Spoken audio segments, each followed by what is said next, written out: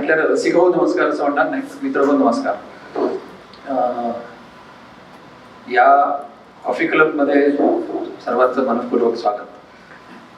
की आम्हाला काम करायला जागा नाही म्हणून आम्ही काम करत नाही असं म्हणायची इथे जमलेल्या बहुतेकांना सवय आहे असं मला वाटतं. पण इथे जागा आहे पण काही घडत नाही असं म्हणणारा राजू नाईक मला पहिलाच भेटला आणि त्याच्यामुळं त्या जागेमध्ये काहीतरी आपण करूया आणि ती जागा जिवंत करूया असं तो बऱ्याच वेळा माझ्या मागे लागला होता. पण लगेच हो म्हणणं हे सुद्धा धोकादायक असतं, कारण मग ते किती वेळ चालेल, जो माणूस सांगतो त्याच्या मनात हे खरंच तग धरेल का असा विश्वास होईपर्यंत वाटत नाही. तोपर्यंत मग काय करायचं आणि मग ते बंद पडायचं, त्याला काही अर्थ नसतो. मी थोडासा मग मागे राहिलो. मग तो म्हणाला तसं तो आणि महेश दोघे घरी आले आणि अक्षरशः ते तुझा पाय धरायला आले, ते सुरू करूया. मग मी त्यांना 4 वाक नाटक केलं होतं, त्याच्यामध्ये एक वाक्य सांगितलं.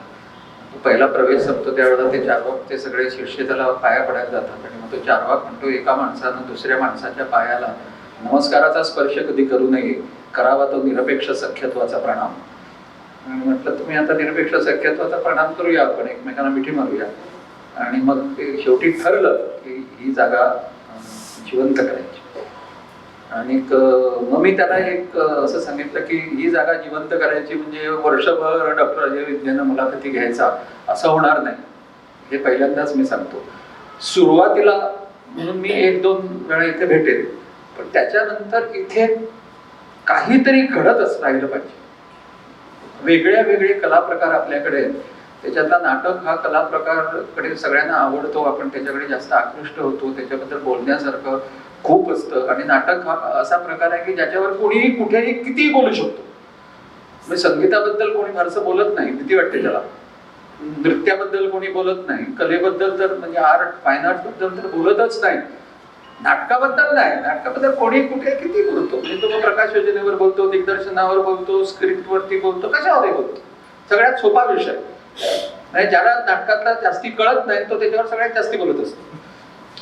तर म्हटलं मी तसं करणार नाही, आपण इथे सगळे विषय आणूया. सगळ्या विषयामधले तज्ज्ञ गोव्यामध्ये आहेत, चांगले कलाकार आहेत, चांगलं काम केलेले आहेत, चांगले वाचक आहेत, त्यांनी वाचलेली चांगली पुस्तक आहेत.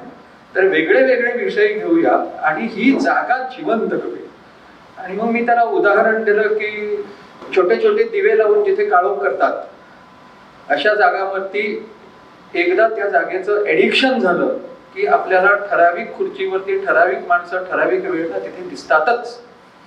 तसं या जागेचं एडिक्शन झालं पाहिजे लोकांना.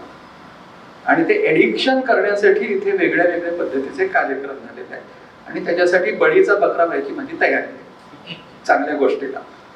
आणि मग अर्थात आनंद मासुरांचं नाव त्यानं सुचवल्यानंतर माझा भार फार कमी झाला, मन हलकं झालं. कारण सरांची आणि माझी ओळख अर्थातच नाट्यकर्मी म्हणून अनेक वर्षांची, त्याची जवळजवळ सगळी नाटकं त्यांनी दिग्दर्शित केलेली मी पाहिलेली आहे. त्यांच्या दिग्दर्शना पद्धतीमधल्या काही पद्धती माझ्या दिग्दर्शनामध्ये मी सुद्धा आणलेल्या आहेत. त्यामुळे म्हटलं काय मला फारसा डोक्याला ताप नाही, त्रास नाही, आरामात आपल्या गप्पा होती. सुरू करण्याआधी पुरुषोत्तम दारव्हेकरांचं त्यांनी एक फार चांगली नाटकाची व्याख्या केलेली आहे दारव्हेकरांची, ती सांगतो. दारव्हेकरांनी मास्तरांनी असताना कोटी करायची सवय, शाब्दिक खेळ. त्यांनी असं म्हटलेलं आहे की लेखक हा नाटकाला प्रकृती देतो, दिग्दर्शक त्याला आकृती देतो, कलाकार त्याला कृती देतो, तंत्रज्ञ अलंकृती देतो आणि हे सगळं नीट असेल तर प्रेक्षक स्वीकृती देतो. म्हणजे किती सोपं आहे बघा. तर त्याच्यामध्ये वेगळ्या वेगळ्या प्रकृतीच्या संहितांना आकृती देणारे आणि कलाकारांकडून आणि तंत्रज्ञांकडून कृती आणि अलंकृती ज्यांनी यशस्वीरित्या करून घेतली असे दिग्दर्शक म्हणजे आनंद मासुर. सर तुम्ही गोव्यामध्ये कधी आलात आणि का आलात? गोव्यामध्ये 1990 मध्ये आलो, जुलै महिन्यात. आणि चौगुले कॉलेजमध्ये गणित शिकवण्यासाठी आलो आणि रमलो.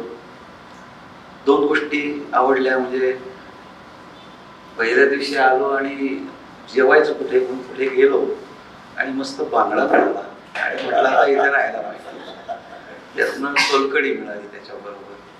म्हटलं जेवण तर फर्स्ट क्लास आहे. प्लस नाटकाच्या संदर्भात सुद्धा बरंच वाचलं होतं आणि लगेच म्हणजे नाटकाच्या संदर्भात कॉलेजमध्ये वगैरे काम सुरू झालं. त्या आवडत्या 3 गोष्टी मिळाल्या. म्हटलं काय हरकत नाही. पण तुम्ही गोव्यात यायच्या आधी सुद्धा नाटकात? हो, म्हणजे पुण्याला असताना म्हणजे आमची मॉडेल कॉलनी म्हणून आहे पुण्यामध्ये, ती कधीच म्हणजे गणेशोत्सव मोठ्या प्रमाणात करायचो आम्ही. आणि तो ह्या पद्धतीने नसायचा की हल्ली जसा दिसतो आपल्या नुसताच उत्सव वगैरे. तर 10 दिवस 10 वेगळ्या वेगळ्या प्रकारचे कार्यक्रम, म्हणजे शास्त्रीय संगीत, शास्त्रीय नृत्यापासून नाटक बाहेरचं एखादं आलं तर, नाहीतर कॉलनीमध्ये बसवलं जायचं. काही लोक होती ज्यांना इंटरेस्ट होता ती बसवायची, म्हणजे बालनाट्यापासून मोठ्या नाटकापर्यंत, सुंदर पिवणार वगैरे किंवा उद्याचा संसार, दिनूच्या सासूबाई राधा वगैरे, अशा कॉमेडी असेल किंवा सिरियस असेल कुठलं तरी नाटक 2 दिवस असायचं. त्याच्यामुळे ती आवड निर्माण झाली अगदी लहान, म्हणजे शाळेत असल्यापासून. मग बालनाट्यात तिथे काम केलं. खरं सिरियस सुरुवात केली कॉलेजला गेल्यानंतर, म्हणजे पुरुषोत्तम कर्णकामध्ये जेव्हा प्रथम भाग घेतला तेव्हा नाटक म्हणजे नुसतं ह्याच्यासाठी नाही, काय वेगळ्या पद्धतीने पण करू शकतो, वेगळे संविधा असतात, हे मिळालं. आणि सुदैवाने माझ्या, कारण नाही तर पुण्यामध्ये पुरुषोत्तम कर्णमध्ये काम करायला मिळणं अत्यंत आवड. त्यातनं मला दुसऱ्याच वर्षी नाटक बसवायची संधी मिळाली. तेव्हापासून मग ते जरा सिरियस झालं. आणि पुण्यामध्ये काय व्हायचं, प्रोफेशनल चांगले दिग्दर्शक म्हणा, ऍक्टर म्हणा खूप यायचे. आणि आमच्या कॉलेजमध्ये वि. देशपांडे म्हणून होते, तुम्ही नाव ऐकलं असेल, नाट्य समीक्षक आणि नाटक, ते आमच्या कॉलेजमध्ये शिकवायला होते मराठी. आणि ते या लोकांना घेऊन यायचे कॉलेजमध्ये, मग त्यांच्याशी गप्पा व्हायच्या. मग ओळख झाल्यानंतर आम्ही काय करायचो, त्यांचं नवीन नाटक आलं होतं ते सेट लावायला गेले की तिथं जाऊन बसायचं. मग ते ओळख असल्यामुळे ते बसू द्यायचे आम्हाला. मग ते बसून बघायचं, मग ते सेट कसे लावतात, त्याच्यावरच्या मुवमेंट कशा करायला लावतात, टेंटेटिव्ह, बाबा हा जरा छोटा सेट आहे असा चालून करू वगैरे, लाईट, हे सगळं बघायला मिळालं. म्हणजे आम्ही लकी होतो त्या हिशोबाने. ते सगळं असं जवळजवळ करतच आलो होतो. आणि इथं जास्त. पण पुढचा प्रश्न विचारायचा आहे, एक अतिशय महत्वाची गोष्ट म्हणजे आत्ता याची तालीम वगैरे काही झालेली नाही, त्याला प्रश्न पण मी मुद्दाम दिलेले नाही, नाहीतर मग त्याच्यातला असा एक जीव असतो तो निघून जातो आणि सगळं मग ते तांत्रिक व्हायला लागतं. तर की डॉक्टर विभा देशपांडे पूर्णपणे होतं. विभांचा अख्ख्या प्रसिद्ध झालेल्या पुस्तकांचा संच माझ्याकडे आहे, पूर्ण संच. तर मराठीचा प्राध्यापक इतर कलाकारांना, दिग्दर्शकांना आपल्या विद्यार्थ्यांसमोर आणतो आणि त्यांची ओळख करून त्यांच्या पद्धतीनं बोलतो. केवढा मोठा प्रयोग आहे हा. आज हे शक्यच नाही. आज आपलाच सिलेबस पूर्ण होत नाही म्हणून प्राध्यापक बोंबलत असतात. तर त्याच्यात दुसरं आणि काय शिकवणार. पण मला वाटतं अतिशय स्तुत्य कार्यक्रम आहे. जिथे जिथे शक्य आहे तिथे तिथे घडलं पाहिजे. कारण आपण जे पुस्तकी ज्ञान घेतो त्याच्यापेक्षा हे बाहेरून मिळालेलं ज्ञान हे केव्हा जास्तीच असतं. कारण म्हणजे किस्सा बारीक सांगतो. मोघे आले होते, श्रीकांत मोघे आले होते. आणि काय आमचे सायन्स शिकून विद्यार्थी होते, सगळे सांगतात आता तुम्ही काय मेडिकल हे ते नेहमीचे आपले असं शिकायला बघता. पण तुम्हाला खरं सांगतो म्हणजे मी आर्किटेक्ट, म्हणजे ते सांगत होते, मी नाही आर्किटेक्ट, ते सांगत होते मी आर्किटेक्ट. पण 10 वर्षाजवळ काम केलं, पण एक नाटक मला मिळालं आणि एका वर्षात त्या काळात फियाट गाडी घेतली त्या वर्षात. म्हणजे एवढे पैसे आहेत, म्हणजे असं नाही की पैसे नाही त्याच्यात. तुम्ही जर चांगलं काम केलं, मग त्यांनी सांगितलं काय पद्धतीने काम केलं, किती प्रॅक्टिस कराव्या लागतात, सगळं म्हणजे बाकी झालं. पण म्हणजे दुसरं सुद्धा एक क्षेत्र आहे, सुद्धा आपलं नेहमीची क्षेत्र पकडू नका. तुमच्याकडे जर टॅलेंट आहे तर तिथं जा. हे पण त्यांनी फार छान तो एक कार्यक्रम पाहतो, 2 तास बोलत होते आपल्याशी. अरे वा, सुंदर. तर तुम्ही गोव्यात आलात त्याच्या आधीही विद्यानिकेतन मध्ये नाटक होतं. हो, स्पर्धेत विजय सातपुते. हो, बरं. सातपुते सर बसवायचे, मला माहिती. मला वाटतं घाशीराम त्यांनीच बसवलं. हा, तर मग ही धुरा तुमच्या खांद्यावरती कधी आली? अरे बापरे, ती आणि का आली? फारसं म्हणजे असं का एक्झॅक्ट सांगितलं म्हणजे राजू आहे इथे, त्याचं आणि माझं मिळून सांगतोय मी, म्हणजे माझ्या बाजूनी माझं सांगतो, राजूने काय सांगितलं नंतर सांगितलं. म्हणजे पहिल्याच वर्षी 90 साली आलो जुलैमध्ये, नंतर तेव्हा इंटर कॉलेजिएट कॉम्पिटिशन चांगली व्हायची गोव्यामध्ये, म्हणजे खरंच चांगली एकांकिका व्हायच्या. तर त्या वर्षी मी एक कोकणी, म्हणजे कोकणी मला कळत नव्हतं, पण ते कोकणी मी करून घेतलं. एक मी घोडा हुसेनाच्या चित्रातला, हुसेनच्या चित्रातला जो घोडा आहे ते एक प्रतीक घेऊन ते एक नाटक होतं. ते मी वेरेकर सर, श्याम वेरेकर त्यांच्याकडे ट्रान्सलेट करून घेतलं आणि ते केलं. मग मला माहिती होतं डायरेक्ट, म्हणजे ते कोकणी ठीक आहे कळायचं, म्हणजे तसं असल्यामुळे फार प्रॉब्लेम नाही. आणि एक मराठी नाटक असे, म्हणजे ते अफवा नावाचं. तर हे 2 नाटकं केल्यावर माझे जे विद्यार्थी होते काम करण्याचं, 20-25 लोक होती, ते बोलत होते सरांनी असं केलं, आज ते केलं, ते बोलत होते की वेगळ्या पद्धतीने काहीतरी करतायत वगैरे. ते मला वाटतं विद्यानिकेतनमध्ये राजू, म्हणजे हे दे तालक वगैरे या लोकांच्या पर्यंत पोचलं बाबा ते नाटक असं झालं आहे वगैरे. मी असं जात असताना मला राजूने म्हटलं, अरे यानंतरचं नाटक बसवतो का? तर म्हटलं बसवतो काय, म्हणजे एकदम मला काहीच माहित नव्हतं म्हणजे विद्यानिकेतनचं. नाही आमची अशी संस्था आहे. म्हटलं ठीक आहे. तर तो राजू म्हटलं तू ऍक्टिंग करशील काय डायरेक्टिंग करशील? म्हटलं मला ऍक्टिंग करायला आवडेल, कारण मग जास्ती कटकट नाही ना, म्हणजे बाकीच्या सगळ्यांना सांभाळायचं कोण कसे माहित नाही. केलं. तर तो राजू नंतर आला, काम मला करायचं. म्हटलं ठीक आहे तू कर, मी डायरेक्शन करेल. तर तसं ते पहिल्या वर्षी आम्ही महापूर केलं आहे करत. अशी ती सुरुवात झाली. नंतर मग सुरू राहिलं, म्हणजे मग तारक पण कधी बसवायचा, कधी मी बसवायचो आणि चालू राहिलं. पहिलं तुम्ही केलेलं नाटक महापूर. आता माझा पुढचा प्रश्न अतिशय महत्वाचा आहे. जवळजवळ 30-35 वर्षापूर्वी करतानाचा महापूर आणि त्यातले कलाकार, आणि आज तुम्ही जेव्हा ब्राह्मण कन्या बसवलं स्पर्धेला, त्यातले कलाकार, 30 वर्षांपूर्वीच्या कलाकारांबरोबर काम करताना आणि आजच्या कलाकारांचा ॲटिट्यूड असून त्यांच्या बरोबर काम करताना काय फरक नेमका झाला? भयंकर फरक आहे माझ्यामध्ये. 2 गोष्टी असायच्या त्या काळातल्या. तुम्हाला माहितीच आहे की टेलिव्हिजन नावाचा प्रकार नव्हताच ही पहिली गोष्ट. आणि नाटकाची आवड असणारी लोक आजही आहेत, पण त्यांना इतर व्यावधानं आता लागलेली आहेत. म्हणजे उदाहरणार्थ आज मोबाईल आहे आपल्याकडे, ते काय प्रचंड प्रमाणात काय काय मिळतं त्यांना. त्याच्यामुळे तो जो वेळ होता, जो आज ते ज्याला आपण म्हणून सोशल मीडियावर घालवतात, तो वेळ त्यावेळेच्या कलाकारांना अवेलेबल होता. पूर्ण वेळ अवेलेबल होता. त्यामुळे व्हायचं कसं की, आणि पूर्ण कॉन्सन्ट्रेशन, म्हणजे बाकी कुठलंच बॅगेज नसायचं त्यांच्याकडे. म्हणजे हा कलाकार पाहिला होता की का मस्त काम केलं, तसं मी करतो वगैरे नव्हता. फार तर एखादा पिक्चर थोडा परिणाम दिसायचा, तो पुसायला वेळ जायचा नाही. पण आज तो वेळ जातो थोडासा, की ज्याच्यामध्ये तुम्हाला ते टेक्निक वापरायला बघतात. त्याच्यामध्ये आता वापरायला हरकत नसते, पण सगळ्या नाटकात उपयोग होत नाही. म्हणजे टेक्निक हा भाग काढावा लागतो कधी कधी ऍक्टिंग मधला. तो कधी कधी त्रास म्हणण्यापेक्षा वेळ जास्त जातो. पूर्वी तेवढं व्हायचं नाही. मग पूर्वी उलट व्हायचं की इतर गोष्टी त्या जास्त सांगाव्या लागायच्या, ज्या आजच्या मुलांना सांगाव्या लागत नाही. ते पटकन धरतं म्हणजे आता उदाहरणार्थ एखादी मुवमेंट येत असताना दोघांचा संवाद झालाय, तर तुमच्यातलं नातं हे फेक करावं लागतं. ते पूर्वी व्हायचं नाही, त्याला वेळ जायचा. आज खूप छान फेक करतात. त्यांना ते कळलंय, त्यांना ते टेक्निक कळलंय की पटकन हे मी कसं देऊ शकतो.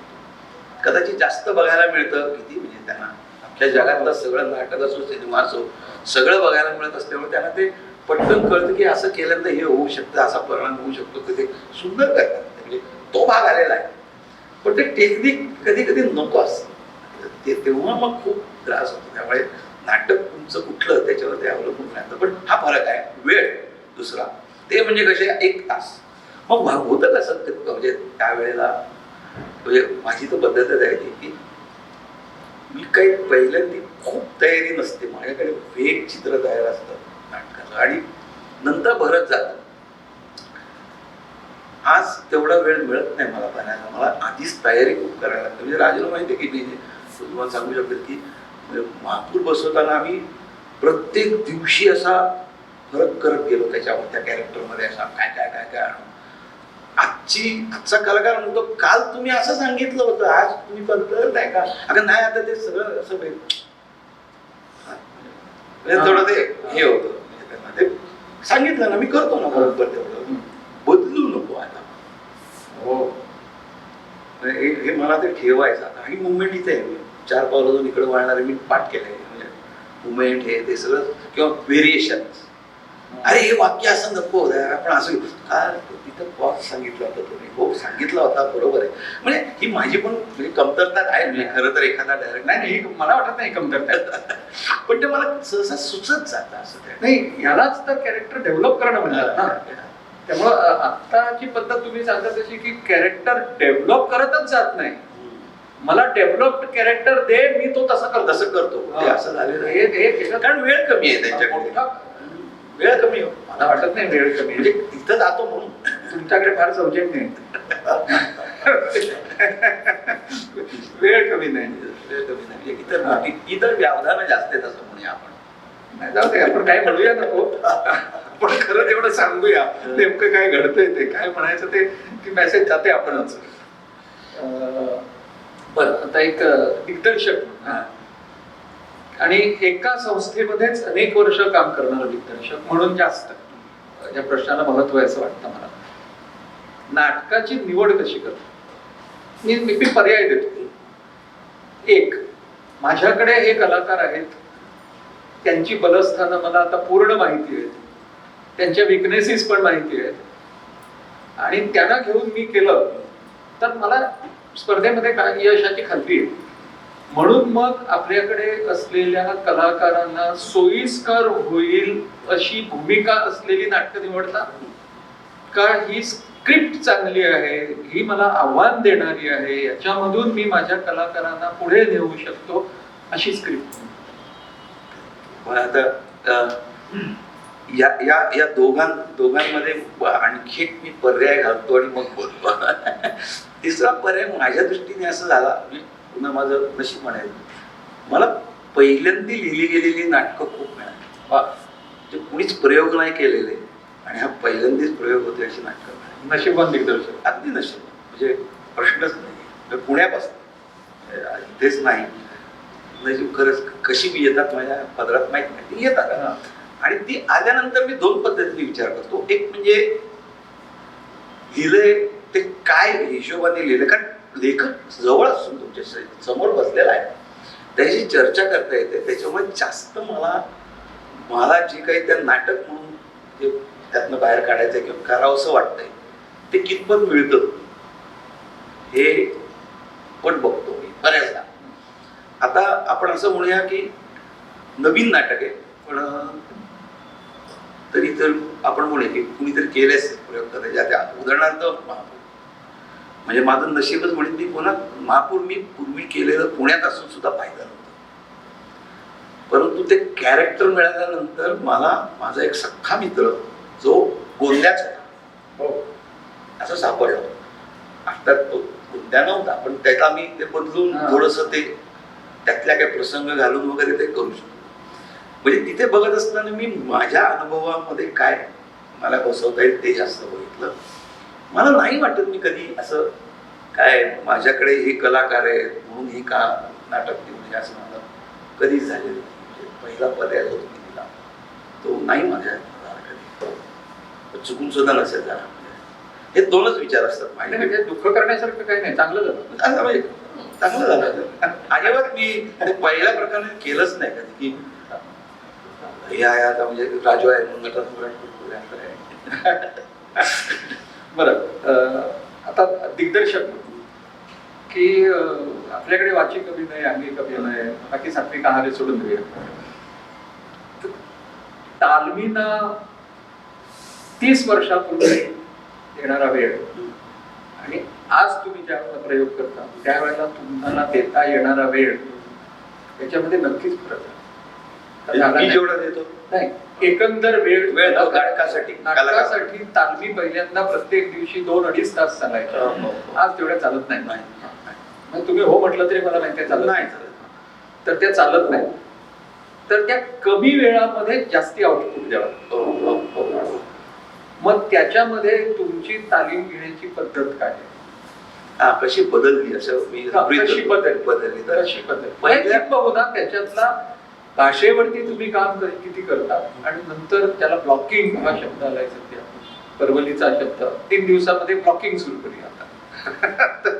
तर ते कधी ह्याच्यामध्ये माझ्यामध्ये आधी मला तर वाचिक अभिनयाला मी कधीच असं खूप वेळ घेतलेला नाही, एक्सेप्ट फॉर मे बी या वेळेला ब्राह्मण कन्या बसवताना, कारण की आपल्या 1930 सालची भाषा, त्यामुळे मला जरा काम करावं लागलं. बाकी मला नाही वाटत मी असं वेगळा वेळ घेतला, कारण कित्येकदा मला असं वाटतं माहितीये का, मुवमेंट तुम्ही व्यवस्थित म्हणजे प्रसंग लक्षात घेऊन कलाकार तुमचे कुठे बसतील का उठतील का काय करतील याच्यावर आणि कसे मूव्ह होतील याच्यावर बऱ्याचदा वाचिक अभिनयाचं काम होत. दुसऱ्या बाजूला पण होतं, तुम्ही वाचिक अभिनय थोडासा 1-2 वाक्य अशी सांगितली की त्याच्यामुळे मुवमेंट पण त्यांनाच कळते, ते तसेच मूव्ह होतात. तिसरं म्हणजे आता तुम्ही सेट, ते एक माझं होतं, म्हणजे सेट सहसा माझ्या डोक्यात आली येतो वाचतानाच.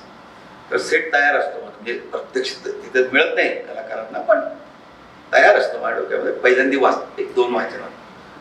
त्यामुळे तो सेट असल्यामुळे वेगळं काय होत नाही सहसा. पण तुम्ही म्हणता ते आता जो कमी वेळ आहे त्यामुळे मी थोडंसं मास्तर असल्यामुळे थोडी सवय येतो, पण गणिताचा गृहपाठ देतो. हो, मग तू रात्री कधी तुला वेळ असेल तू कर बाबा, पद्धती सांगतो माझ्या पद्धतीने की बाबा हा वेळ मिळेल तुला, हा वेळ मिळेल, तू हे करून हे येत नाही, तू घरी कसा करू शकतो एवढं बघ, आणि कुठे काय तुला म्हणजे करायला पाहिजे एवढं सांगून बघू उद्या तुझ्यात किती फरक पडतो, आणि मग असं थोडंसं करतो.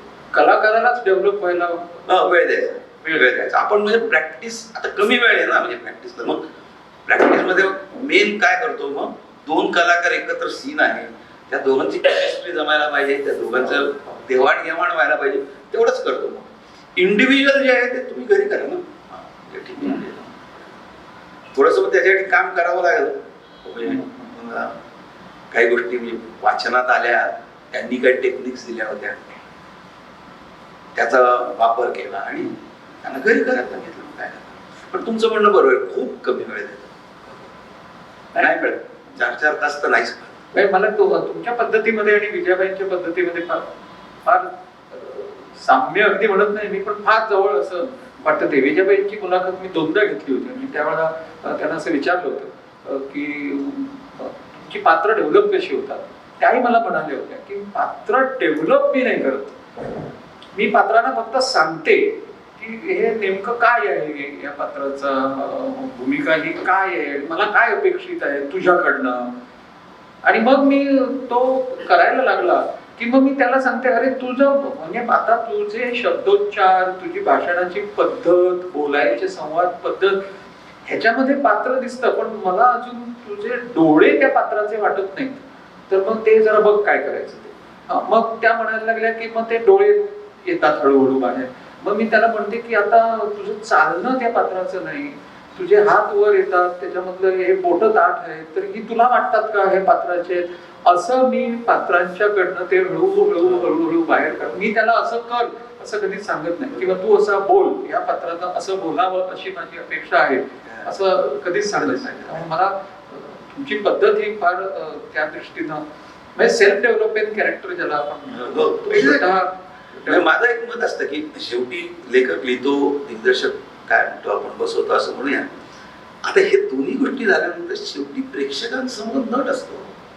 तो नटच जर स्वतःच्या कॅरेक्टरमध्ये, स्वतःच्या भूमिकेमध्ये जर कम्फर्टेबलच नाही, त्याला सतत असं काहीतरी वाटतं मी चुकीन का, मी काय होईल का, माझं का असं नाही, हे जर वाटत राहिलं तर प्रेक्षकांपर्यंत तुम्ही दिग्दर्शक किती मोठे असा किंवा नाटक किती सुंदर असो, ते कधीच पोचणार नाही. सो ते मीडियम जे आहे नाटकाचं म्हणजे प्रेक्षकांपर्यंत पोहोचण्याचं एक नट आहे तो. बाकी सगळं पाठवून मिळालं नाही सांगणार. सो तो जितका कम्फर्टेबल होईल त्यामुळे काय होतं एकाच वेळेस सगळं सांगणं चुकीचंच आहे. म्हणजे तुझी भाषा पण नीट कर, तुझ्या मुवमेंट पण नीट कर, त्याच्याकडे बघणं पण नीट कर, तो लाईट पण नीट घे, म्युझिक पण नीट. एका वेळेस म्हणजे माझ्यामध्ये अत्यंत कमी लोक असतील ज्यांना एका वेळेला सगळं कळत असावं. चांगले नट आहेतच म्हणजे त्यात काय वादच नाही. पण सहसा ते मिळतातच आपल्याला असं नाही. त्यामुळे ते तुकड्या तुकड्यातच द्यावं लागतं. म्हणजे एक एक झालं मग ॲज अ डिरेक्टर मी ठरवतो की कितपर्यंत जाईल त्याच्यानंतर मी पुढचं सांगेन. ते मला ठरवावं लागतं. समजलं. नाही तर काय होतं की हे एकच मी आता बाबा भाषाच घेऊन बसलो नाटका शेवटपर्यंत तेवढं केलं मुवमेंट एक आठवलं म्हणून सांगतो म्हणजे मुलाखतीशी काही संबंध नाही पण एक एकदा चांगले मुद्दे सुटतात नाही तर की स्टेनोस्लाव्स्की थिअरी नावाची एक थिअरी ती सगळ्यांना शिकवली जाते म्हणजे नटाला शिकवली जाते. एन ॲक्टर प्रिपेअर्स मग त्याचं के नारायण काळेंनी त्याचं मराठी भाषांतर केलं होतं. तर त्याच्यात असं म्हटलेलं आहे स्टेनोस्लाव्स्कीनं की तुम्ही ज्या वेळेला तुमची भूमिका करता त्यावेळेला तिराईत म्हणून तुम्हाला तुमची भूमिका वेगळ्या नजरेनं पाहता आली पाहिजे तिथेच. म्हणजे you should be acting and you should be observing yourself what you are doing. ही स्टेनोस्लाव्स्कीची थिअरी फार कठीण आहे पण विजयाबाईंची अत्यंत आवडती थिअरी आहे. याच्या उलट मास्तर दत्ताराम बापूंची थिअरी आहे. दत्ताराम बापूंना भेटायला ज्यावेळी गेलो होतो त्यावेळेला बापूंना तसं फार आठवत नव्हतं. मोहनदास उपटणकर, रामदास कामत यांच्याबरोबर गेलो होतो. तर पण मग ते काही सांगू शकले नाहीत. पण मग रामदास कामतनी सांगितली थिअरी सॉरी दामू केकरेंनी सांगितलं. दामू केकरे म्हणायला लागले की मी त्यांना विचारलं होतं की बापू तुम्ही काय करता.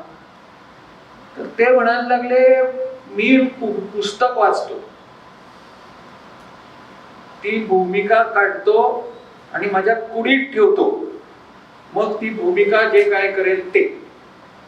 आता स्वतःची भूमिका तिराईत म्हणून स्वतः बघणं आणि भूमिका माझ्या कुडीत घालणं आणि भूमिका काय करते ते या दोन्ही परस्पर विरोधाभास असलेल्या थिअरीज आहेत. पण दोन्ही आपापल्या जाग्यावरती अतिशय सक्षम आहेत. प्रचंड ताकदीचे दोन्ही. ब्रेकचं घेतलं तर पुन्हा खोटं करायचं आहेच ना. हो म्हणजे सगळं म्हणजे तुम्हाला प्रत्येक वेळेस पुढे कधीच प्रेक्षकांना भासून द्यायचं नाही. तुम्ही नाटक बघताय, तुम्ही म्हणजे काही खरं बघताय, भावनेत गुंतून जाऊ नका. हे नाटक आहे, गंमत आहे, बघत राहा. आणि काय सांगतो 4 गोष्टी तेवढ्या घेऊन हे पण म्हणजे थिअरी खूपच आहेत नाटकाच्या. काय आपण ठेवू तितक्या कमी आहे. पहिल्यांदा आपल्या सगळ्याच संस्थाकडे म्हणजे सगळ्या कलाकारांकडे वेळ खूप असायचा. 3 महिने तालीम चालते अक्षरशः, अजूनही चालते नाही. हे नाटक ब्राह्मण कन्या प्रॅक्टिसचे दिवस काढले तर 21 दिवस. का पण बऱ्याच अडचणी आल्या. काय म्हणतात त्याला आता नाही ब्राह्मण कन्या नको मला पण इन जनरल आपल्याला मला सगळ्याच संस्थांमध्ये नाही सांगतो ना ते कालवीचा वेळच कमी होत झालं. कारण पुन्हा काय होतं की आज वेळ आता सगळ्या अर्थाने असेल म्हणजे मला तुम्ही म्हणून हवा आहे समजा मला नाही. आणि तुम्ही 1000 भानगडी करताय आजकालच्या मुलांना. काय नाचाच्या प्रॅक्टिसमध्ये म्हणा तिथे आणि काय जाऊन काय आणि काय करताय फुटबॉल टीम मध्ये म्हणा काही. तुम्ही चांगले ऍक्टर, मला तुम्ही जावा. मग तुम्ही काय म्हणता मला एवढा वेळ मिळेल पुस्तक करू. ह्या भाषेत नाही होत. हो ह्या भाषेत नाही होत पण असंच होतं. इन जनरल त्याचा अर्थ हा आहे की बघ बाबा म्हणजे जमलं तर कसं जमतं तर करूया. आता हे जेव्हा येतं आणि मला जर तुम्ही जाऊया तर मी म्हणजे मी जे गृहपाठ द्यायचो ते गृहपाठ देणारच नाही ना. मी इतकं काम करेन त्याच्यामुळे तेवढं राम एवढं करतो ड्रिल करून घेईन तुमच्याकडनं. सिरियल सारखं कारण पहिल्यांदा प्रत्येक तालमीला म्हणजे तो फक्त पोस्टमन पत्र टाकून जाणार असला तरी तो हजर पाहिजे असा नियमच होता. 21 म्हणजे काय 2 महिने तर 2 महिने पाहिजे. 2 महिन्यातून पाहिजे. माझं काम जर घरी जायला मिळत नसेल म्हणजे सर माझं उद्या आहे का काम माझा म्हणजे उद्या माझं नाही ना घेणार प्रॅक्टिस तो गायबच असतो त्या दिवशी. आता ते झालं. आता ते झालं. पण त्याचा परिणाम नाटकाच्या प्रेझेंटेशनवर झालाय का? बऱ्यापैकी होऊ शकतो ना. म्हणजे कारण काय आता कित्येकदा म्हणजे कॉलेजच्या नाटकाबद्दल सांगतो. एकांकिका एक ग्रुप सीन होता आणि चालू आहे, तर माझ्या 2 विद्यार्थ्यांनी सांगितलेला किस्सा. हा सर तुम्ही काय सांगितलं नाही मला, तो कोण होता? मी स्टेजवर गेलो आणि उघडा माझ्या शेजारी हा बाबा तू पलीस नाटकात. त्याला माहित पण नव्हतं तो नाटकात ते एका रोलमध्ये आहे ना. कारण ग्रुप सीन मध्ये 10 जण एखादा ऍबसेंट असायचा, कोणतरी ते त्याचं वाक्य घ्यायचं असं व्हायचं. तू पण नाटकात असं झालं स्टेजवर. कसं होतं की अख्खं नाटक माहिती असणं केव्हाही अत्यंत महत्वाचं आहे माझ्यामध्ये कलाकाराच्या दृष्टीने. कारण मेन काय होतं, आता उदाहरणार्थ मला एकच होते, उदाहरणार्थ पोस्टमन जवळच घेऊन मी त्या टाइमला त्या वेळेला बेल वाजवून ते पत्र हातात दिलं नाही तर पुढचं नाट्यच घडत नाही. हो एकच आहे माझा सीन, मग त्याचं महत्व किती पण नाटकात ते जर त्या कलाकाराला व्यवस्थित कळलं तेच महत्वाचं आहे. बरोबर, ते होत नाही पण ते करून घ्यायला लागतं. तुमच्या सुदैवानं सर तुम्हाला म्हणजे नवीन लेखकांची नाटकं करायला खूपच आणि झालेली नाटकं करायचे प्रसंग खूप कमी खूपच. तर लेखक आणि दिग्दर्शक यांचे संबंध कसे असतात? मी हे कशाला म्हणतो की काही ठिकाणी असं म्हणतात की लेखकानं एकदा आपलं बाळ दिग्दर्शकाच्या हातात दिलं दिग्दर्शक काय वाटेल ते करू शकतो. तुम्हाला काय वाटतं? तो लेखक कसा आहे त्यावर पण अवलंबून आहे माझ्यामध्ये, की कसं की मी लिहिलंय काय मला वाटलं तसं. आता हे दिसले मला लेखकाला काय कसं दिसलं त्यांनी काय मांडलं ते, पण शेवटी दिग्दर्शक बसवत असताना त्याला कळतं ना. म्हणजे मला चांगलं आठवतं एक कोकणी नाटक चालू होतं म्हणून ते काय रे त्याचं नाव काहीतरी नाव मला आठवलं ते. त्यात त्यांनी लेखकाने असं सीन दिला आपल्या ह्यानेच केलं होतं काय त्यात असं होतं की तो दारू पिऊन येतो असा आणि पडतो वगैरे असा आणि ती येऊन काहीतरी त्याला उठवते हात घेऊन जाते. दुसरा सीन सकाळी ऑफिसला निघाला नाही. आता हा सीन किती इम्प्रॅक्टिकल आहे. म्हणजे उदाहरणार्थ तसंच impracticality not only as a visual as a thought येऊ शकते लेखकाच्या कित्येकदा. म्हणजे अरे तुझा कॅरेक्टर असा हे काय म्हणजे हे इथं काहीतरी घाल ना, म्हणजे नाही तर इथपर्यंत मी आणू नसं माझा कॅरेक्टर तिथपर्यंत. तो प्रवास दाखवा ना पुढे तरी काहीतरी दे मला. असं मी लिहूनही घेतलेलं हो. त्याला भारतात पटवावं लागतं आणि पटलं तरच होतं हेही बरोबर आहे. आणि काही लेखकांना आवडत नाही कट केलेलं हे मला जाणवलं की तू काय का कट केलं. अरे म्हटलं ते कशाला आहे काय किंवा मी असं बसवतोय तुझ्या ह्याच्याप्रमाणे तर हे कशाला पाहिजे नाही पण ते लिहिलंय तू लिहा पण ठीक आहे. म्हणजे असं आहेत खटके फार नाही उडाले पण आले. म्हणजे ते मला तर आठवतं 2-3 नाटकामध्ये सीनच्या सीन मी लिहिले ते घ्यावे लागेल त्याच्या परवानगी घ्या बाबा तू असं बाबा हे मला असं वाटतंय हे बरोबर नाही. काय टेक्निकॅलिटी एका बाजूला येते आणि दुसऱ्या बाजूला काहीतरी बऱ्याचदा हल्ली मी नवीन नाटकं वाचत असताना माहिती नसते.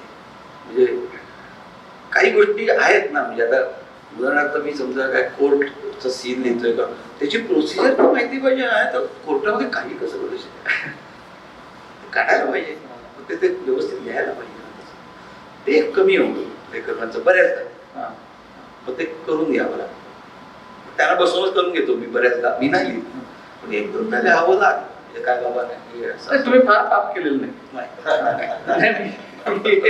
मी हे अशासाठी सांगतो की दामू केकरे विजयाबाईंनी तर सीनच्या सीन चांगल्या नाटककारांचे बसून स्वतः लिहिलेले मला माहिती. त्यांच्याशी गप्पा मारताना पण मला माहिती. पण मला एक लेखक असाही माहिती आहे की दामू केकरेंनी सांगितलेली गोष्ट आहे की ज्यांना माझा शब्द सुद्धा तुम्हाला बदलता येणार नाही नाहीतर तुम्ही नाटक करू नका. तात्याचे नाटक नटसम्राट. नटसम्राटमध्ये आम्हाला हे थोडस बदलून मिळेल का असं वशिला घालायला म्हणून तात्यासाहेबांच्या घरी मोहनदास नायक, रामकृष्ण नायक, दामू केकरे सगळे गेले होते की हे इथे मुख्य पहिली जी सोलिलोकी आहे 3-3.5 पानांची ती ती जरा तात्यासाहेब हे जरा कमी करतो आम्ही. ते म्हणाले माझा एकही शब्द बदलायचा नाही, तुम्हाला नको असेल तर नाटक करू नका, एक शब्द माझा बदलायचा नाही. इथपर्यंत सुद्धा नाटकाचा ठाम विश्वास असतो स्वतःच्या शब्दावर. तेवढा मोठा नाटककार असला पाहिजे. नाही मग लेखक आणि दिग्दर्शक त्याच्यात पुढचा उपप्रश्न थोडासा अर्ध उत्तर दिलंय. दिग्दर्शकाचं स्वातंत्र्य अमर्यादित असावं का विजावीज लेखक? माझ्या मते नाही, अमर्याद तर नकोच.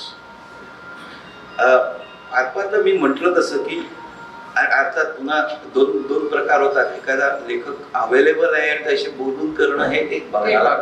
समजा तो लेखकच नाहीये जगात तर मग करावं, पण तरी ते करू नये. माझ्यामध्ये एवढं अगदीच ज्याला आपण म्हणतो ना की कशात त्याला अर्थ नाही.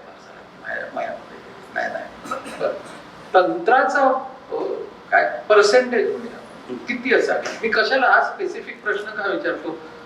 यंदा मी बहुतेक म्हणजे जवळजवळ सगळी नाटकं स्पर्धेतली बघितली, सगळी नाटकं बघितली, पण सगळी बघितली नाही. थोडी अर्धी पण बघितली, कारण नको तिथे थोडी अर्धवट बघितली.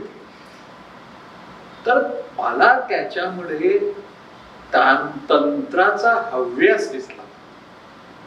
म्हणजे तांत्रिक बाजू एवढी वरचढ की त्याच्यामध्ये मूळ नाटकाचा आत्मा गाभा हा हरवतो की काय असं.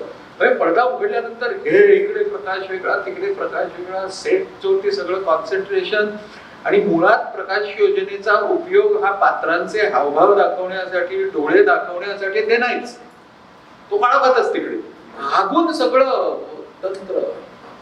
तर किती त्याला काय प्रोपोर्शन असेल का गरजेप्रमाणे असेल का काय? पुन्हा नाटकाचं काय म्हणतात त्याला प्रकृती बघूनच करावं लागेल ते.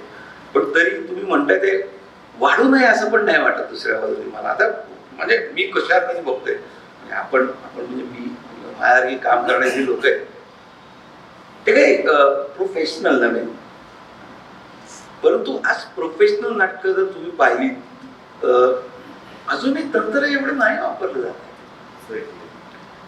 मी तेच म्हणतो. नाही, माझं उलटं म्हणणं आहे त्याच्यामुळे का होऊ शकतं, बऱ्याचदा होतं. आणि आता विसावीस आपण वेस्टर्न थोडंसं बघितलं तर कॅट किंवा अशी जी नाटकं झाली प्रचंड, याच्यामध्ये टोटल तंत्र वापरून त्यांनी पिक्चरला सुद्धा मागे टाकलं. ती नाटकं इतकी वर्षानुवर्ष चालतायत आणि आज आपल्याकडे तसं नाही होतं. मग नाटक पुढे जाण्यासाठी किंवा नाटक अर्थात चांगलं असतं माझ्या मते, पण ते तेवढं जाण्यासाठी तंत्र आवश्यक आहे हे पण माझं म्हणणं आहे. पण त्या पद्धतीची नाटकं लिहिली गेली पाहिजे, त्या पद्धतीचं मग ट्रीटमेंट आहे. म्हणजे मी साधं नाटक ज्याच्यात तंत्राची गरजच नाही ते उगाच घालतोय त्याला त्रास होणार आहे. तर प्रकृती बघितल्याशिवाय तंत्रज्ञान वापरू नये माझं मत नाहीये, पण तशी नाटकं द्यावीत, त्याची नाटकं निर्माण व्हावीत आणि मग ती प्रोफेशनल पर्यंत गेल्यानंतर नाटकात बरे दिवस येतील. आणखी नाटकाची, नाट्यलेखनाची, तंत्रज्ञांची प्रशिक्षण शिबिरं घ्यावीत का? याचा फायदा होऊ शकतो का? कारण पहिल्यांदा खूप प्रशिक्षण शिबिरं व्हायची, पण केलेली असतील, राजू आहे यांनी पण केलेली असतील. म्हणजे मला तर आठवतं मी फर्स्ट MBBS ला म्हणजे साधारण 1971 मध्ये असताना माझे कॉलेज चुकून, मेडिकल कॉलेज चुकून मी 21 दिवसांचं प्राध्यापक कमलाकर सोटटक्केंचं शिबिर केलं होतं इथे. आता EDC हाऊस आहे तिथे अटेंड केलं होतं. आणि दिवस रात्र म्हणजे रात्रीचा पण मी माझं घर शेजारी असताना तिथे झोपायचं. 21 दिवसांचं शिबिर होतं, भयानक शिबिर होतं. पण त्याच्यामधून एक जो आउटलुक बदलतो एक्झॅक्टली किंवा तुमचा अप्रोच तुम्हाला पुढे किती मदत करतो तशी सध्या होत नाही होत.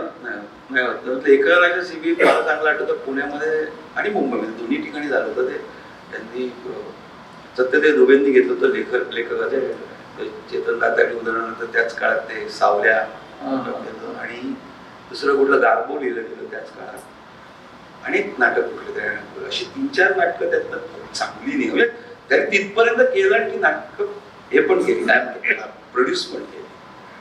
माझ्या मते असं मोठं शिबिर पाहिजे. पण पुन्हा तुम्ही जो मगाशी प्रॅक्टिसचा मुद्दा म्हटला तो मुद्दा येते, तो वेळ करून नाही. 21 दिवस म्हटलं तुम्ही 2 दिवसाचं शिबिरात लोक येत नाही. 2 दिवस जरा दुपारी मला काम आहे, मी जातो वगैरे असे. त्यामुळे शिबिर महत्वाचे आहेत, पण त्याच्यामध्ये थोडस काय म्हणतात त्याला, लोकांनी ते सिरियसली घ्यायला पाहिजे. आता नाटकच म्हणायचं झालं तर आपले गोव्यामध्ये पण सुरू झालं, पुण्यामध्ये ललित कला आहे, आहे अशा औरंगाबाद नाटकाची डिग्रीच मिळते ना. तोही एक मुद्दा लक्षात घेतला जर कोणी सिरियस असेल तर तिथे हे मिळतं. कारण 3 तास तुम्ही 3 वर्ष राहतात, काहीच करत नाही, फक्त नाटकाचा नवाजत असतात. पूर्वी ही ह्या लोकांना कोणाला, ज्यांना आपण हौशी म्हणतो, शब्द एवढा चांगला नाही, पण हौशी लोक जे आहेत ते ॲमेच्युअर या लोकांसाठी ती शिबिर असेल ती व्हायला पाहिजेतच. कारण आजही ज्याला आपण या पद्धतीची नाटकं जी आहेत त्याला लोक कमी व्हायला लागले. खूप सिरियस लोक आहेत कमी व्हायला लागले. आवश्यक आहेच. माझ्यामध्ये लेखनाचा आशय, अभिनयाचा आशय, तंत्रज्ञानाचा आशय, शिबिर व्हायला पाहिजे. आता एक म्हणजे महत्वाचा प्रश्न, गोव्यातली नाट्य चळवळ म्हणा, कळवळ म्हणा, वळवळ म्हणा, काही म्हणा, पण ही नाट्य स्पर्धेपुरतीच आता मर्यादित व्हायला. नाट्य स्पर्धा सोडली तर एकांकिका स्पर्धांना सुद्धा आज प्रेक्षक नसतात. हा, त्या आत्ता परत सुरू झालेल्या आहेत शालेय आणि महाविद्यालयीन. पण नाट्य स्पर्धेला पण प्रेक्षक कमी असतात. पण इतर वेळेला काहीच घडत नाही. म्हणजे एक सॅटर्डे सांज, प्रयोग सांज होते, ही सोडली तर बाकी सगळी शांतता. जानेवारी महिना आला की नोव्हेंबर डिसेंबर पासून पुन्हा सगळी स्पर्धेची गडबड, स्पर्धा संपली की सगळं थंड. आता याच्यामध्ये आता हल्ली तुम्ही ऐकलं असेल, पुण्यामध्ये जवळजवळ 3 ते 4 साधारण ह्या साईजची, साधारण थोडी कदाचित मोठी असतील, अशी काही स्पेसेस निर्माण केलेली. बॉक्स म्हणून एक आहे, त्याचं ज्योत्स्ना बळेंचं एक आहे, ज्योत्स्ना बळे सभागृह एक आहे. आता ह्या पद्धतीची थिएटर सुरू करून आणि मग एकदा ती झाली ना की मग आता हे नाट्यशास्त्र विभाग आहे आपल्याकडे आणि काय काय ठिकाणी काय काय बारीक बारीक चालतं, त्यांना ती स्पेस मिळते. आज काय झालंय, तुम्ही समजा नाटक मी बसवलं, ठीक आहे बघूया 2 तासाचं 1 तासाचं हे काय असेल, मी गेलो तर ते सभागृहाचं भाडं परवडणार आहे. बरं बघायला येणारे लोकांना तिकीट लावणार की एक तर लोकच कमी, तिकीटाची किंमत किती लावणार, तर ते कुठेतरी याचा अंदाज घेऊन. आता माझं तर मत असंच होतं की आता गोव्यामध्ये मला वाटतं कितवं आहे रवींद्र भवन, काणकोणचं 5वं 6वं असेल. आणि जर तुम्ही जनरल पाहिलं तर कुठल्याच याच्यामध्ये फार कार्यक्रम होतात असं नाही, भाग नाही. मग ती एवढी मोठी बांधण्यापेक्षा 10 ठिकाणी छोटी बांधली असते तर आणखी मजा आली असते. म्हणजे काय होतं, खर्च कमी होतो एका प्रयोगाचा. मग तुम्हाला स्पॉन्सर पण मिळेल. मी माझं नाटक घेऊन साखळीत गेलो आणि माझा खर्च त्याला 5,000 सांगितला, तो म्हणेल कर बाबा. आणि ती छोटी जागा त्यालाही परवडेल, त्याला 5 रुपये तिकीट लावलं तरी अमुक पैसे मिळतील. म्हणजे मुद्दा असा आहे की आज कमी झालं आहे, फॅक्ट ओळखायला पाहिजे. नाटकाला भरघोस लोक येत नाही. म्हणजे पूर्वी जे अशी भरून जायची नाटकं तशी नाही होत आहेत. तुम्ही मुंबईवरनं आणा, दिल्लीवरनं आणा, नाही आणा, फुल जात माहित नाही. मग जर तसं असेल तर तुमची छोटी सभागृह तयार व्हायला पाहिजे. आता उदाहरणार्थ हे सभागृह आहे, आता ठीक आहे सभागृह नाटकासाठी नाही असं एखादा नाटकवाला म्हणेल, ठीक आहे काय काय काय लागतं तुला, ते एवढ्या प्रमाणात देतो तुला मी, तेवढ्या याच्यात बसवतो तुझं नाटक. मग तुम्ही म्हटलं ते तंत्र कट करायला लागेल त्याला, मग तो ऍडजस्ट होईल त्याला, मग तो कंटेंट द्यायला लागेल, तसा लेखक लिहायला लागेल. आता मध्ये कोल्हापूरवरून आम्ही नाटक आणलं होतं, ते पंचमेत करतो आम्ही विद्यानिकेतनला. रेट नावाचं नाटक होतं, 25 मिनिटाचं नाटक. तो कोण दारी त्याच्या बायकोच होते, तिच्यावर बलात्कार झाला, ती अशी काहीतरी करत होती, तिच्यावर बलात्कार झाला. ती पोरगी तुम्हाला सांगतो, हा माईक तिने व्हाईट ड्रेस घातला होता, फक्त अशी बसलेली, 4 हात होते असे पुरुषांचे आणि 3 चेहरे आहेत काहीतरी, बरं का. आणि ती फक्त अशी, तुम्हाला काय सांगतो अशी. मग काय झालं, मी तिथे गेले. मग त्या माणसाने त्याचा हात असा इथे टाकला आणि मग तुम्हाला सांगतो बरोबर 10व्या मिनिटाला जवळजवळ 5 बायका उठून गेला, एवढा अंगावर आला. लाईट नाही, काही नाही. ती पोरगी बोलत ज्या पद्धतीने होती आणि कंटेंट जो होता रेपचा, 25 मिनिटाचं नाटक. आणि ही नाटक का नाही होऊ शकत? आता एखादं नाटक असं, बरं एकपात्री ते नाटक, एकपात्री नाटक असं बघितल्यानंतर तुम्ही जेव्हा खरं नाटक करायला लागतात तिथे फक्त तुमचं हे राहतं, समोरच्या कॅरेक्टरमध्ये मी कसा देवाणघेवाण करणार, हा भाग सोडला तर सगळं तुमचं तयार होतं, बघितलं तरी. अशी नाटकं पण आज युरोपात का होतात ही सगळी नाटकं? कारण तिथं पण आज जी परिस्थिती ती तिथं 20 वर्षापूर्वी होती. त्यामुळे त्यांनी म्हणजे काहीतरी त्याला पर्याय शोधलाच. बघ, प्रेक्षक जर तुम्ही घेता, जर त्याला सो कॉल्ड आजकालच्या म्हणजे हिंदी असतील, मराठी असतील, कुठल्याही भाषेतल्या सिरियल नावाचा जो प्रकार आहे त्यात तर त्याची भूक किंवा ताण भागते, तर तो कशाला येत नाही. म्हणजे नाटकार तुम्हाला काहीतरी जास्त द्यायला लागेल ना त्यांना, नाही तर कसे येतील ते. तर मला काही मिळतच नाही तर मी नाटक बघायला काय? हे मिळण्यासाठी नाटक म्हणून नाटक करणारे लेखक असतील, दिग्दर्शक असतील, त्यांनी प्रयत्न करायला पाहिजे. पण होतच नाही, रसही नाही होणार. होत आहे पुढ्यात तर एवढे प्रयोग होत आहेत आता ह्या छोट्या छोट्या. मग राईट फ्रॉम एकाच कवीच्या 4, 5, 7 कविता घेऊन त्याची गोष्ट बनवून ते करणे वगैरे सहज करतायत मुलं. ठकीचं लग्न, ठकीचं लग्न आहे, मनी ऑर्डर आहे यांची, किती सुंदर करतायत ते. सुचात जातं. म्हणजे काय असते ते गरज, शेवटी तुम्हाला म्हणतात जननी असते नवीन गोष्ट करण्याची, पण त्याच्यासाठी प्रयत्न असावा. उगाच मोठी मोठी थिएटर बांधलं, तुमचं नाव होईल कदाचित, पण कळेल. छोट्या छोट्या जागा निर्माण करायला पाहिजे. तर ही अशीच एक छोटी जागा. या जागेचा उपयोग सुद्धा अशाच वेगळ्या वेगळ्या पद्धतीनं वेगळ्या वेगळ्या कलेच्या माध्यमांसाठी व्हावा म्हणून राजू नाईक आणि महेश नाईक धडपडत आहेत. आणि त्याचाच एक भाग म्हणून आम्ही सगळ्यांनी ठरवलं की एकदा सुरुवात करू. आणि त्याचं एकदा ऍडिक्शन लोकांना या जागेचं झालं आणि इथे कार्यक्रम वेगळ्या वेगळ्या पद्धतीचे होतात एका ठराविक वेळेला, एका ठराविक दिवशी, असं ठरलं की मग ह्या जागेचा जितका जास्त उपयोग आपल्याला दिसून येईल ना, त्याची कल्पना आपण आज करू शकत नाही. की कदाचित पुढच्या वर्षी एखादी वेळी राजू हेदे सर, मी असे बसून इथे एखादं नाटकाचं वाचन पण करू, काय कोणाला माहिती, वेगळ्या वेगळ्या पद्धतीने. पण ते आत्ता कळत नाही. पण या जागेचा उपयोग आता व्हावा म्हणून हे सुरू झालेलं आहे. आपण सगळे इतक्या संख्येनं आलात, खरं म्हणजे आम्हालाही अपेक्षा नव्हती. मी राजूला असं म्हटलं होतं की 5 वाजता जास्तीत जास्त 5:15 आपण सुरू करू. 2 जण असले तर 2घांना घेऊन सुरू करू.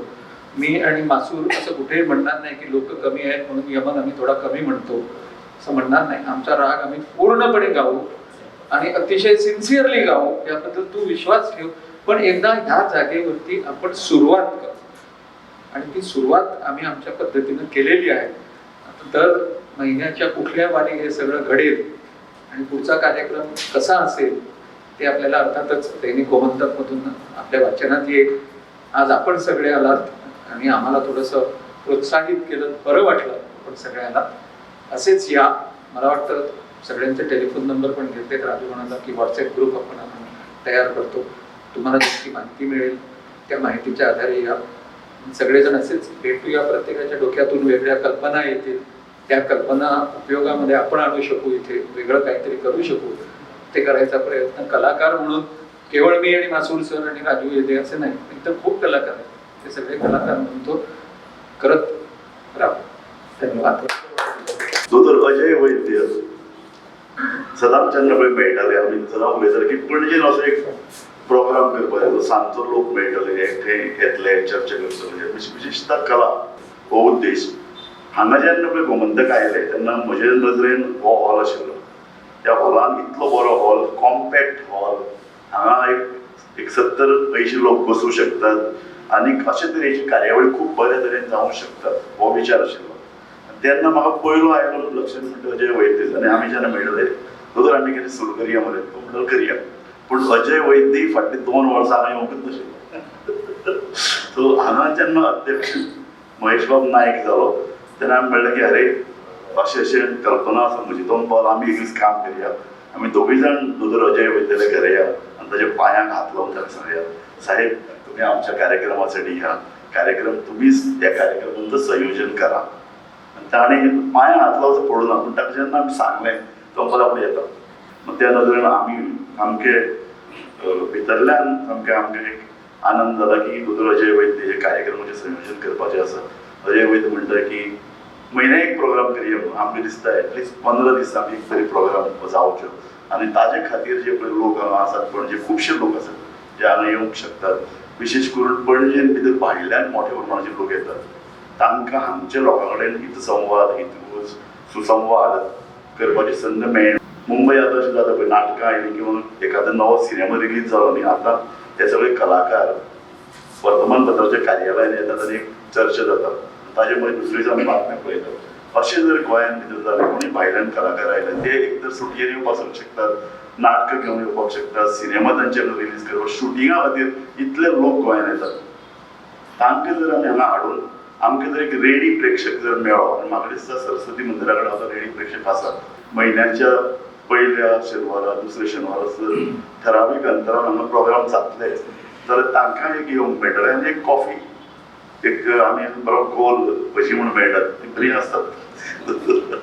सो त्या नदरेन जर आमी एक बरी जर अशी चर्चा करूं शकले, म्हाका दिसता एक बरी चळवळ जी कितलीं वर्सां बंद पडल्या ती हांगा सुरू जावंक पावतली. आनीक त्या नदरेन ही कार्यावळी हातभार लावंक शकतात. आमी जेन्ना उलयताले की पयलो कोणाक तरी हाडया, तेन्नाच नाट्य स्पर्धा चालू आशिल्ली. कला अकादमीची नाट्य स्पर्धा कितलेशेच तेंपान कांय वर्सांनी पणजेन जाता. सो पणजेन एक माहोल तयार जाल्लो आसा. पणजेन भितर अशे तरेचे नाटकाचे नंतर दिसता काल रिजल्ट जाता, आज ही जाता. आनंद माथूर इतली वर्सां नाट्य स्पर्धा नाटकाची चळवळ हाचे कडेन संबंदीत आसा. गोंयांत येवचे पयलीं तांणी नाटका संदर्भात बरें काम केलां. गोमंत विद्यानिकेतनाचे नाट्य चळवळी कडेन हांव चळवळच म्हणटा, कारण विद्यानिकेतन इतलीं वर्सां सतत म्हणजे सुरवातेक जेन्ना नाट्य स्पर्धा सुरू जाली तेन्ना कांय स्पर्धांनी नाट्य स्पर्धेन भाग घेवपाक जाय, पूण ताका लागून स्पर्धेचो दर्जो जायतो वयर सरतलो अशें पळय जेन्ना विचार जालो तेन्ना तातूंत भितर एक विद्यानिकेतन संस्था आशिल्ली. आनी आतां फाटलीं कितलींशीं वर्सां आनंद माथुर मध्ये गोंयांत येवप, गोंयांत रावप आनी नाटकां बसोवप हे खरें म्हळ्यार गोंयकारांचे भाग्य. आनीक मासूर सामको म्हणजे तातूंत भितर मास्तराचें योगदान आनी सामकें भितरल्यान तो काम करता आनी नवी पिढी घडयता. सगळे कॉलेजीत काम करता आसतना ताचो खरें म्हळ्यार विशय कला न्ही, तो सायन्सीचो मनीस, पूण तो वेगवेगळ्या क्षेत्रां भितर काम करून नाटक ह्या विशयान तो खूब काम करता आनी गोंयकारांक तर भितरल्यान एक गोंयकारां नाटका संदर्भात एक ओड आसता. सो आज पयलेच आमचो पळय जो कार्यावळ जाता तातूंत अजय वैद्य आनी मासुरांची एक बरी जुगलबंदी. ही कार्यावळ इतली बरी जातली आमकां खात्री आसा की हातूंतल्यान आमकां एक भायर माउथ पब्लिसिटी जावन आनीक लोक हाजे फुडें येवंक शकतले हाजो आमकां विश्वास आसा. तुमच्या आणि डॉक्टर मासुरी जबरदस्त नांवा खातीर आमच्या अपेक्षेपेक्षा बरो लोक हांगा जमलो. ही फक्त सुरवात राजूबाब. म्हाका दिसता जशे जशे प्रोग्राम वाडत वतले तशे तुमच्या शब्दान सांगपाचें म्हळ्यार एडिक्शन अशेंच वाडूं, तेजी वृद्धी जावं आनी बरे बरे कार्यक्रम लोकांक पळोवन गोमंतक TV, गोमंतक आनी सगळ्या लोकांचे हांव आभार मानतात.